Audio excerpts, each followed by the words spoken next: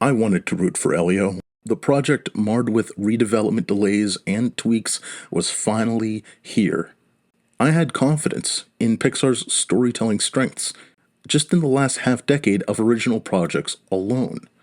Sure, this is a sci fi adventure that's led by a child treated differently from others, featuring the companionship of an alien like creature. We've seen that before, not just years ago, but specifically two other films within the past month before Pixar's film came out. But I specifically aligned Elio with Elemental. Elemental, Pixar's previous original film, led with a horrific marketing pitch, a horrible opening weekend, and was deemed as a box office bomb within a few weeks of its release in theaters. But what followed was a realization, a blooming interest through word of mouth from those who had actually seen the movie. This was actually a truly special film, and you, your family, and your friends should see it too.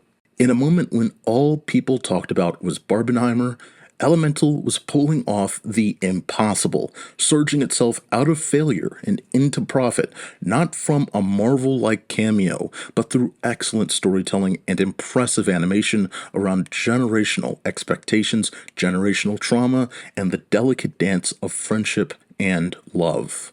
When the dust settled, and the film made nearly $500 million, the story was no longer that Pixar's originals weren't attractive to audiences, as pandemic-era films like Onward, Soul, Turning Red, and Luca had been forcefully implicated into. It was that Pixar original films had been regularly subject to an awful marketing pitch, particularly the grandest marketing mistake for such a major theatrical player like Pixar: the Disney Plus debut status that they were faced with for years. And a brief aside here, I want to thank Pixar for the last half decade of original works. This era, led by the creative mind of Pete Docter, has been severely enlightening, just as worthy of love as the silver and golden age of the studio itself. Onward, Soul, Turning Red, Elemental, Inside Out 2, Win or Lose, an era for me that I like to call the Pixar Declassified Life Survival Guide. Each of these films left me with a new perception and mindset for myself and how I perceived my interactions with my family and friends. These are golden films. But revolving back to Elemental, the success meant that a film under the classic Pixar circumstance, even facing the known noise of the eventual Disney Plus release, would still be a severely appealing box office experience for most people. I even found Elemental to be a much more focused and worthy film to win Best Animated Feature than Miyazaki's messy The Boy and the Heron that year. So, coming off of Elemental's Throttle Up and the studio's first sequel to one of its post-2010 films not only being beloved but ballooning to over $1 billion, Pixar's next film would be a curious case to continue the trend. But Elio is not Elemental. It's not Inside Out, it's not Soul, or reminiscent of the recent magnificence of the studio.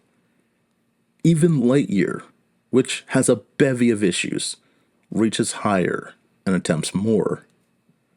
It doesn't notably stand out to comparable films like the original Lilo&Stitch, the original How to Train Your Dragon, E.T., and it falls closer to DreamWorks' Home or Locksmith Animation's Ron's Gone Wrong, though Elio is significantly better written than either human lead in those films. As a science fiction story, it pulls from Carl Sagan, but doesn't dare to dream in the way that Contact did nearly 30 years ago, or an attempt to inspire in the way that Big Hero 6 did nearly 10 years ago. Creatures from space are various, but have little substance compared to Pixar predecessors like Monsters, Inc. Elio gets bullied, but the movie really just glides off it.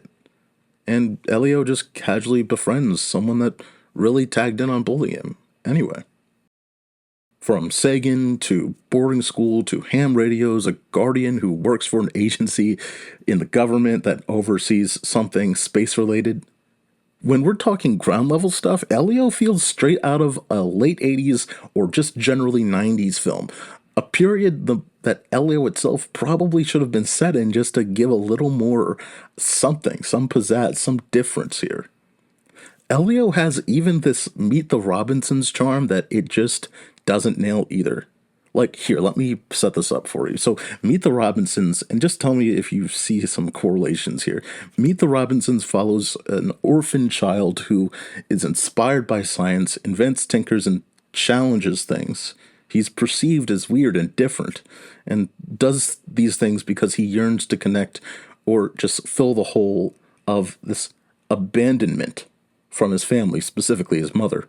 The child is teleported to a different setting where other people invent and tinker and challenge and are similar to him, and they make him feel comfortable. And in that time, he begins to befriend a similarly aged kid.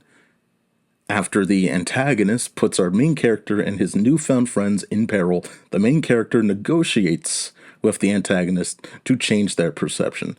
It gets a little dicey, but our main character makes things right, and although he'd love to stay with his newfound friends, he selflessly goes back to where he needs to be. The thing is, Meet the Robinsons really does some interesting things with its storyline.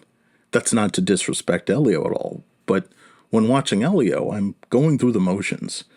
Meet the Robinsons is really trying to thread things, and at times it works and sometimes it doesn't, but the approach is what matters here. In the same way that Disney's Strange World is a worse Treasure Planet, Elio falters at being as impressive a concept as Disney's Meet the Robinsons. That doesn't mean, though, and understand this, that doesn't mean that it's bad or not worth seeing. One of the best lessons when I do cartoon chat, when I cover cartoon chat, my animation podcast with my friends, is revisiting some of my most nostalgic movies and realizing they aren't that amazing, but I was entranced by them. Sinbad Legend of the Seven Seas is dumb fun, but Puss in Boots The Last Wish is a similarly threaded story that's just leagues better. Atlantis The Lost Empire was cool, but when you rewatch it, it treats Atlanteans carelessly, and it has a clunky third act. All this to say that Elio isn't Elemental. It doesn't register as a Pixar experience. The character designs don't surprise like Elemental. The journey isn't fascinating like Soul. It does understand family better than the Lilo&Stitch remake, and is certainly more charming than your average Illumination movie, but it closes a half-decade of Pixar original projects that deserve better, and unfortunately was worse than almost all of them. And understanding all of that, it can't be a surprise at the box office result. It's not necessarily just the concept of marketing. It's the concept that people looked at the marketing and said they weren't possibly interested. And we'll see if this does an Elemental. But if it doesn't, that's not a bad thing, because the movie doesn't pull in the way that Elemental did 2 years ago. We'll see how this goes. But for me, personally, I can see people attaching to this movie. I could see a younger me potentially being hooked by this movie, inspired. But this just does not reach. And whatever happened in all of the fixing and the tweaking and the adjusting and all of that over the multiple years, it's a movie in the end, but it's not one that I think Pixar would necessarily be proud of in totality. It's something that is fine in the end. So, what did you think of what did you think of Elio, ladies and gentlemen? Appreciate you for watching, and as always, stay tuned for more.